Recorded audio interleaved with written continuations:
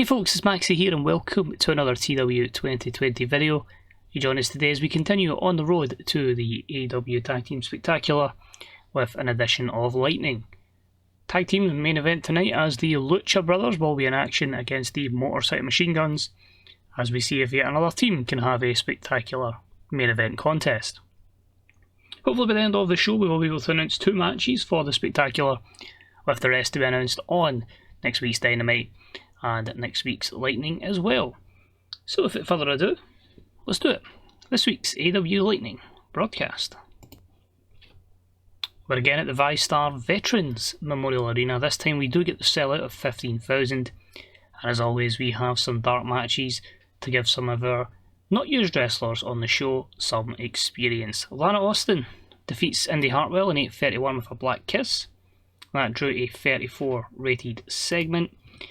We had the team of Colt Cabana and QT Marshall take on the Acclaimed, and the Acclaimed pick up the win thanks to Max Caster pinning QT Marshall. This was a 43.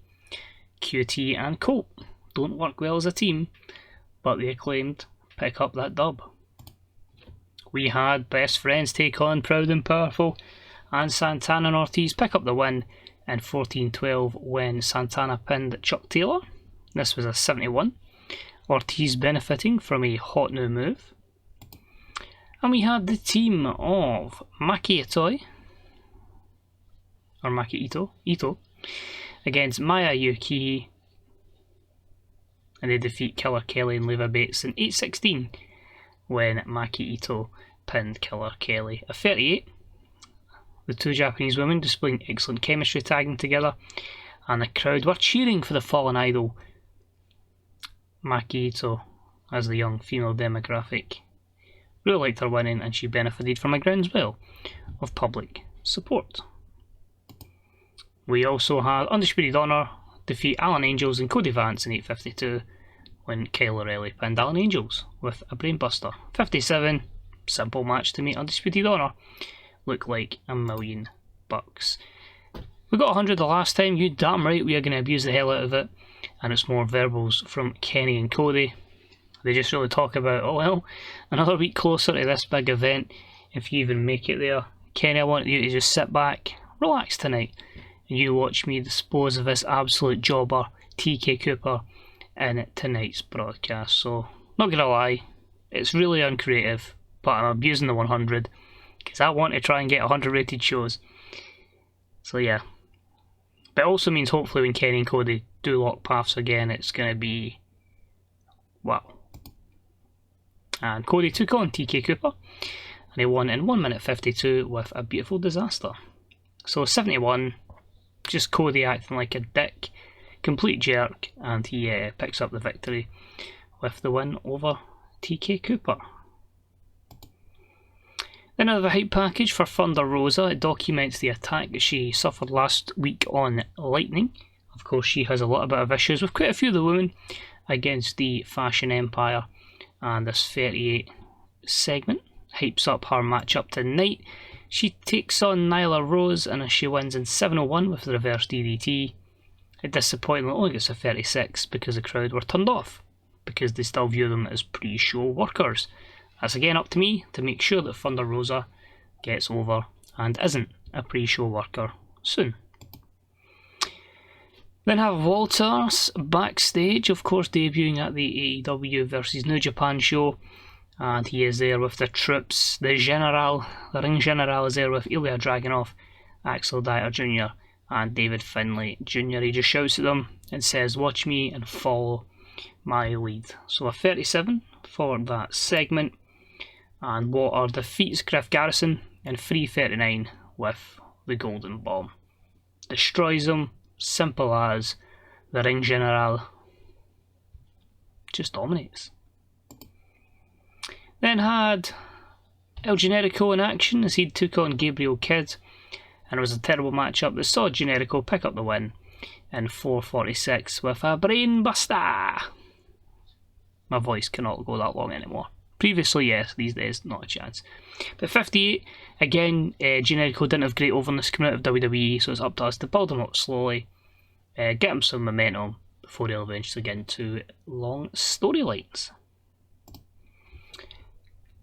Mick Foley, obviously a couple of weeks ago, said to Matt Hardy, you're gone for a couple of weeks, get your act together. Matt's back. He says, Mick, I've got an idea. And Mick says, cool, that's nice. 2 more weeks.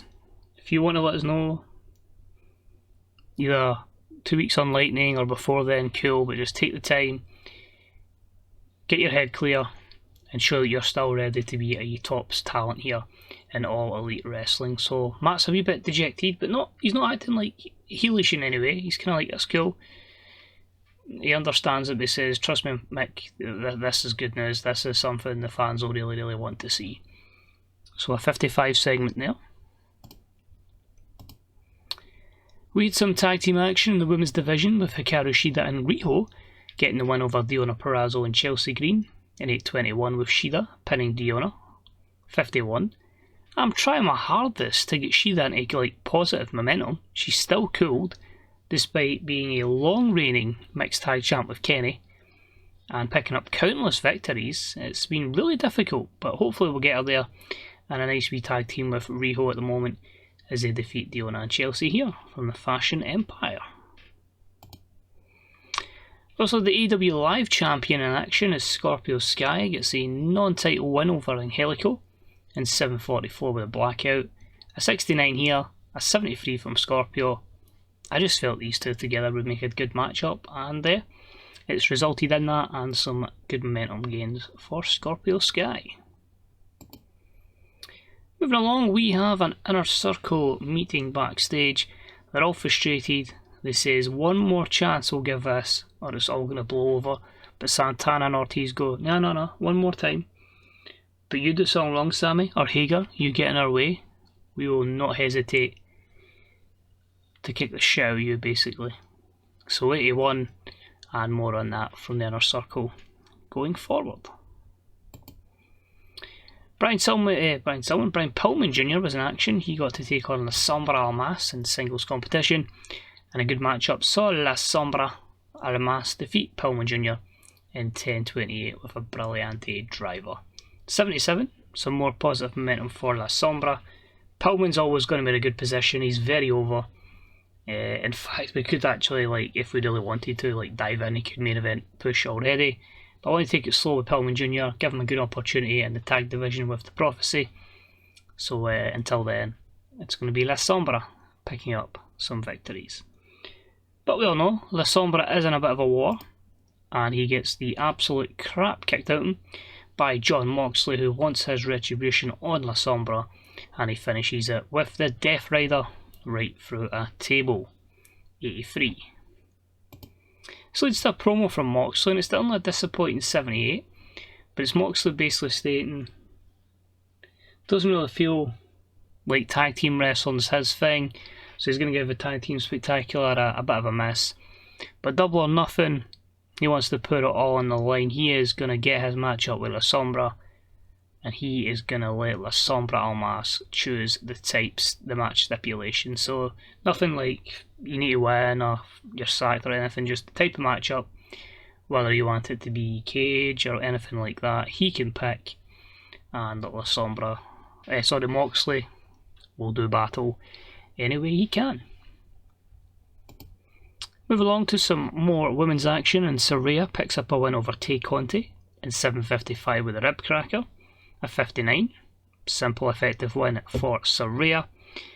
She then cuts a promo on Mercedes Varnado, and she says she seems like a lot of women are putting their name forward for a championship matchup, but how big would Saraya versus Mercedes Varnado AEW Women's Championship be? Probably the biggest women's matchup in AEW history. So she is going to go with that. We will have an announcement from Tony Schiavone, and he will confirm that the tag team spectacular, it will be Saraya teaming up with Lana Austin to face Shayna Baszler and Legit Layla Hirsch.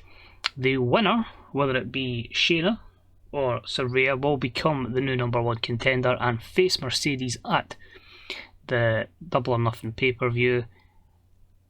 It is going to be high stakes, and of course the proteges in both cases, not really proteges in game, but you know, they're alliances. Those extra factors could be the win-loss preventing someone from becoming the #1 contender to face Mercedes. We finished the show with that tag team matchup in our main event for the evening. And in 89, Lucha Bros just get good matches out of everybody. The Guns and Lucha Bros would be outstanding.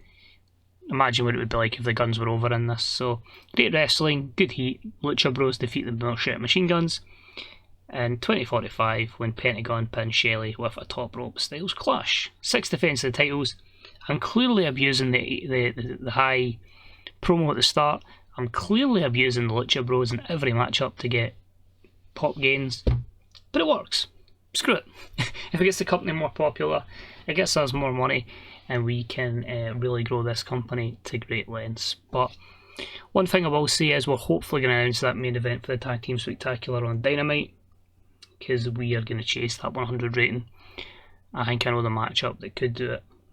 Probably is a bit obvious, but there's some good things planned. If the card goes how I think it's going to go, it should be a good event.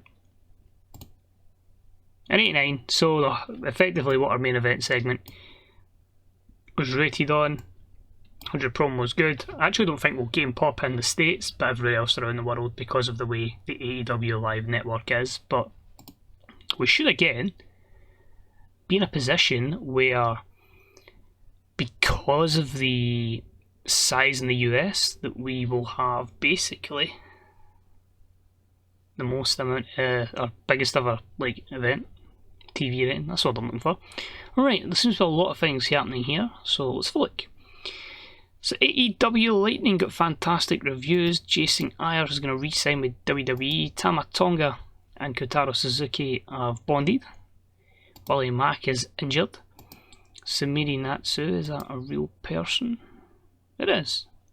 Sorry, sometimes it can just be new gen. I tried to avoid getting new gens in this, just regenerated workers, because we're probably not going to be here for more than 10 years, realistically, so what's the point in bringing in these kind of workers? Friends are said to be rallying around Wes Briscoe after a fire burned down his house recently.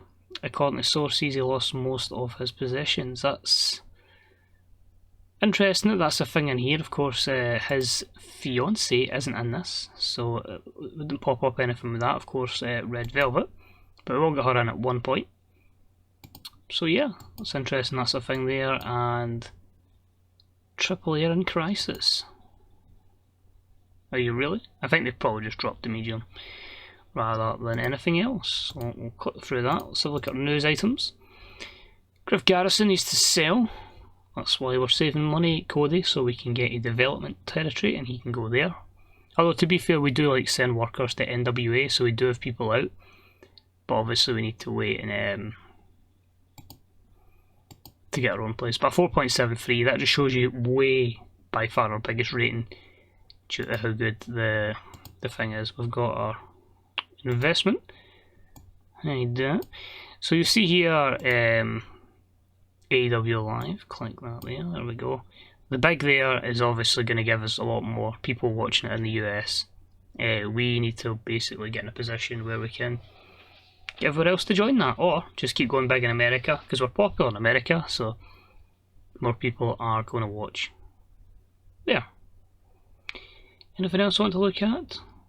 I'm trying to think, there was one thing I did want to look at. What was it? Was it size? It wasn't size. No, I forgot what it was. Oh no, I know, development. So you see here, the few people we've got out are basically all to the NWA, just basically wrestling matches there, hopefully, and maybe getting a bit over this, but hopefully improving their skill set. The moment it's just 4, we've got out there Big Swole, Chardonnay, Charlie Evans, and Danny Luna. I'm hoping we do get our own place, just to add another company in this, because obviously it's a light mod, so there isn't too many companies. Maybe, was it 20 odd? I don't even think it was the size that, it might not even be. 18, so if we can add some companies in, development companies in, that'd be brilliant. So that's a step we'll hopefully take. But until then, thank you very much for watching. We'll progress now to Dynamite, and hopefully I'll catch you for that next episode as we continue to chase the 100 rated match. So thank you for watching, good day, good night, and I'll see you soon. Bye bye.